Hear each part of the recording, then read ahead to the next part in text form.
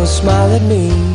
Voltamos aqui com a doutora Daniela Tis e o doutor Luciano Nogueira. E o nosso bate-papo é sobre disfunções do sono, gente.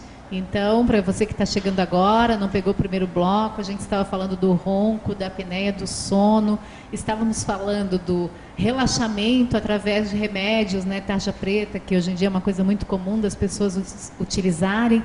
E eu gostaria de perguntar para vocês que são, né, dessa área da saúde, então, como conviver, né, nesse mundo tão louco aí que a gente está, onde acontece um monte de coisas ao nosso redor. Eu, por exemplo, às vezes saio aqui embaixo, aí uma pessoa diz, olha, o outro ali foi sequestrado ali na frente e tal. A gente acaba entrando em parafuso e tendo que lidar com tudo isso. Porque como vocês veem a saúde hoje das pessoas na atualidade? Uma coisa que me chama a atenção é que tem algumas pesquisas mostrando que o brasileiro está gastando mais com embelezamento do que com tratamento para a saúde, ou com a própria saúde. Eu ouvindo um comentário hoje pela manhã de alguém comentando que deve ter algum sentido para que a gente se preocupe mais e não é só no Brasil isso, se preocupe mais em se embelezar e não se preocupe tanto em estudar ou com a própria saúde. Deve ter algum motivo antropológico, alguma coisa da época em que a gente tinha um regime mais tribal de ser. Mas eu acho que com a evolução que a gente nos permite hoje com a internet, a televisão, todos os meios de comunicação, acho que é o momento da gente revolucionar isso, que seja uma revolução da educação, uma revolução da saúde e principalmente que seja uma revolução da educação para a saúde.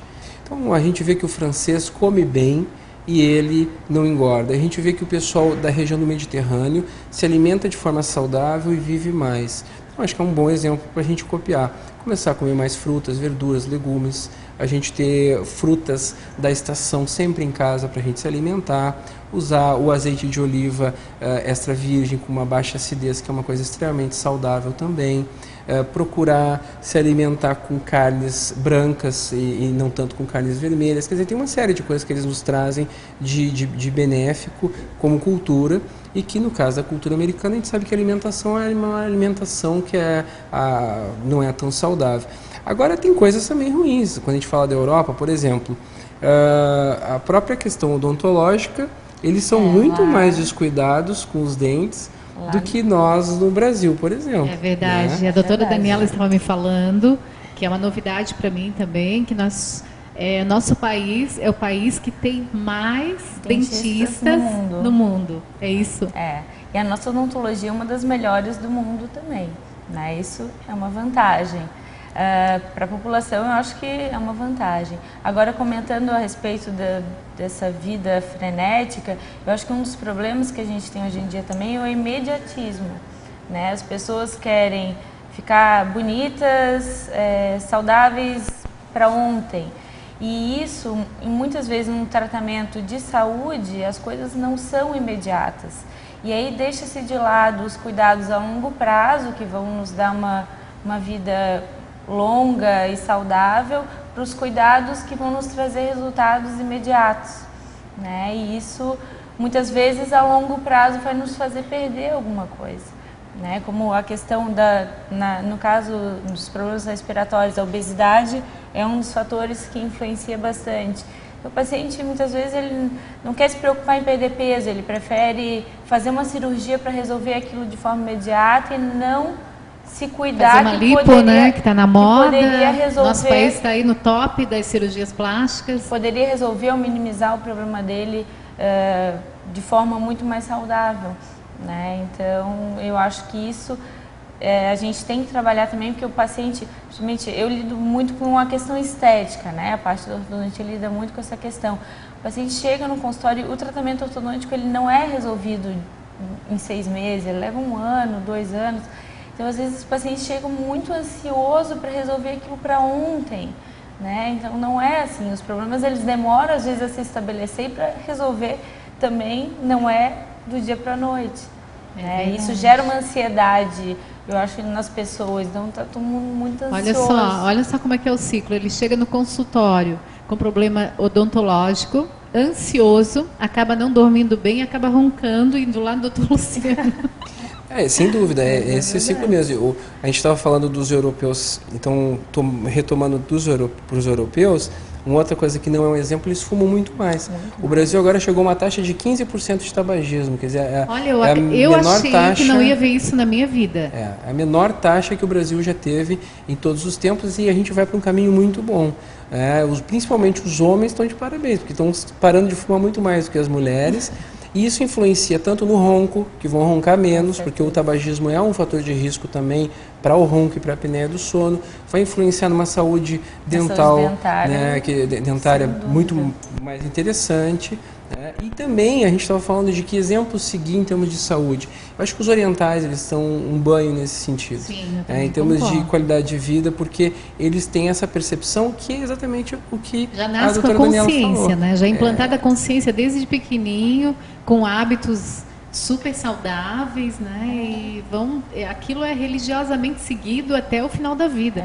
E a gente vê a flexibilidade, porque dizem que a flexibilidade está muito relacionada com a saúde, né? Que eles têm numa determinada idade, quer dizer, já estão lá com seus 80, 90 anos, com uma flexibilidade assim que é invejável. Eles têm 3 medidas que acho que são um grande exemplo para nós em termos de qualidade de vida.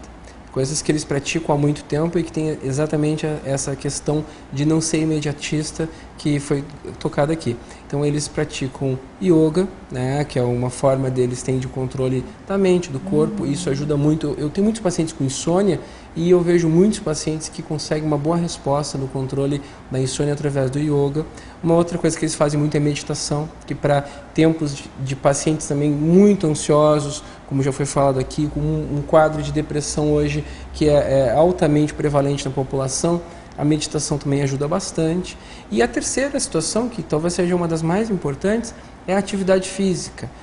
Lá é o berço das artes marciais, é o berço do tai chi, e eles têm um perfil de um menor ganho de peso, uma população que não tem tanto peso. E é interessante que as atividades físicas deles é prazerosa. Não é uma coisa que como você entrar numa... não é entrar numa esteira, de repente ficar ali, ai meu Deus, será que vai passar? Será que não vai? Ainda com o reloginho na frente, né? Aí você olha, nossa, tem mais 20 minutos, né? Dá um desespero já. Não, é uma coisa que vem de dentro, é uma coisa prazerosa, acho que isso é importante. Acho que tem a ver com qualquer uma dessas atividades que eles praticam, tem a ver com o controle não só do corpo, mas também o controle da mente. Uma das coisas que nos faz ter insônia é quando a gente deita na cama e tem uma mente barulhenta. A nossa mente faz barulho, ela fica conversando demais, tagarelando e não nos deixa relaxar para dormir. Então, uma das coisas que eu sempre comento com meus pacientes assim, se a tua mente está tagarelando demais na hora que tu vais deitar na cama, vais dormir, então anota num papel, levanta da cama e anota num papel o que ela está tagarelando e pensa contigo assim, eu vou tomar conta disso aqui no outro dia. Não é momento de eu pensar nisso agora, não é momento de eu pensar se eu vou vender ou não um apartamento, se eu vou comprar ou não uma bicicleta. Anota, guarda numa gaveta na sala, só que tem que lembrar no outro dia de ter um momento de tomar aquelas decisões.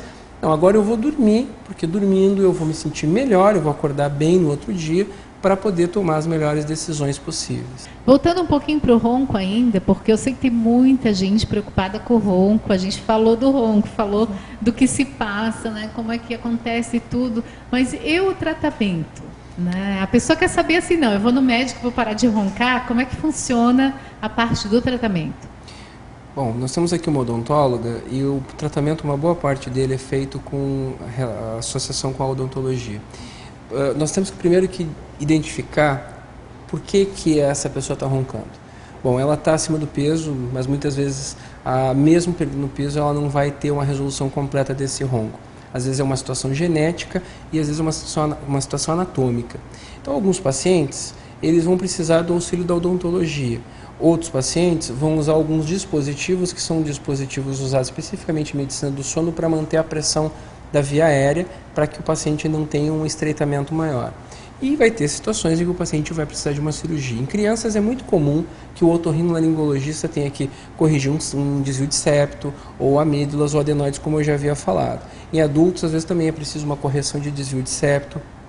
alguma cirurgia do ponto de vista otorrinolaringológico. Mas, a grosso modo, a grande parcela da população vai ter ronco com apneia leve ou ronco com apneia moderada, sem que seja necessário cirurgia, a grande maioria da população.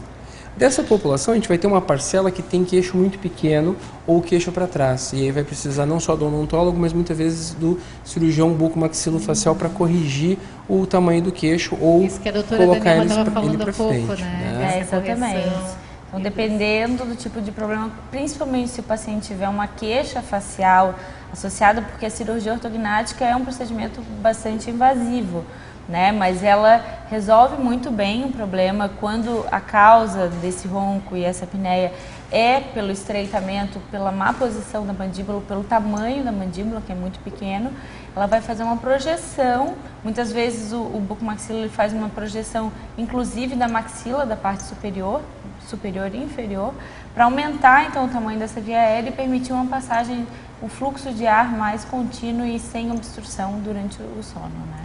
Já que existe uma parceria, né, do médico juntamente com o odontólogo para fazer esse tratamento, as pessoas que vêm para você, geralmente, elas usam esse aparelho para corrigir o ronco, elas melhoram, a maioria dos casos? O que acontece? Normalmente o paciente que chega no consultório com essa queixa, ele já passou por um médico, então ele já fez a polissonografia e foi indicado então o uso do aparelho intrabucal, né, para a solução do problema da apneia. Quando acontece do paciente vir primeiro no consultório sem ter passado por um médico, ele é encaminhado então para fazer a polissonografia, passar por uma avaliação médica, porque a apneia ela pode ser neurológica também, a origem, ela pode não ter não ser obstrutiva, não ser por um problema local. E né? essa apneia a pessoa pode desenvolver ou ela geralmente nasce? Ou em um determinado momento da vida ela simplesmente desenvolve? A maioria dos pacientes vão desenvolver com ganho de peso. Agora, algumas crianças vão desenvolver com aumento das adenoides e das amígdalas num período que é comum, haver uma hipertrofia dessas glândulas, e algumas pessoas vão desenvolver no crescimento com alterações ortognáticas que elas vão apresentando, alterações da mandíbula e da maxila, né? Que eu estava falando antes da questão de corrigir com bucomaxilofacial, não é todo mundo, é uma situação, uma parcela pequena que vai ter alterações de queixo, de mandíbula, mas existe uma parcela muito maior que tem uma apneia leve. Nesses casos de apneia leve, a gente consegue uma resposta muito boa também com parceria com os odontólogos, no sentido de usar esses dispositivos que eles aumentam, né, o espaço da via aérea para passar o ar, e eles diminuem a vibração dessas estruturas de partes moles que nós temos na nossa boca e na nossa garganta, diminuindo o ronco. Uma outra situação, quando essa apneia já é moderada ou é acentuada, a gente tem os dispositivos chamados CPAPs, que são aparelhos que são colocados uma máscarazinha no nariz ou no nariz e na boca, e eles pegam o ar ambiente e jogam através de um tubo dentro da via aérea, fazendo com que ela não se feche mais. O ronco praticamente cessa totalmente, e a apneia também, diminuindo o risco desse paciente. A gente sabe hoje que o uso desses aparelhos, inclusive, diminui a mortalidade e aumenta a expectativa de vida desses pacientes por consequência. Agora, realmente hoje, como é que se dá o tratamento do ronco? Bom, a primeira coisa, tem que fazer um diagnóstico. Então a gente tem exatamente essa situação, que é a polissonografia, que é o exame que nos dá um perfil de todo o quadro do paciente. A gente tem mais de 20 parâmetros que são analisados numa polissonografia. Alguns pacientes a gente vai precisar de exame de sangue também, alguns pacientes têm distúrbios de tireoide, por exemplo, que pode estar associado ao ronco e à apneia. E uma vez tendo esse diagnóstico, a gente vai avaliar. É uma apneia leve, a gente acaba normalmente tendo uma parceria com um odontólogo, e essa é a grande maioria da população. Já numa apneia moderada, acentuada, a gente acaba utilizando ou algum procedimento cirúrgico, que é a minoria, e na maioria dos pacientes com apneia moderada ou acentuada, a gente usa esses aparelhos de pressão positiva. Ok. Bruxismo e terror noturno. Sabem o que é isso? Daqui a pouquinho. Oh, girl, when you smile at me,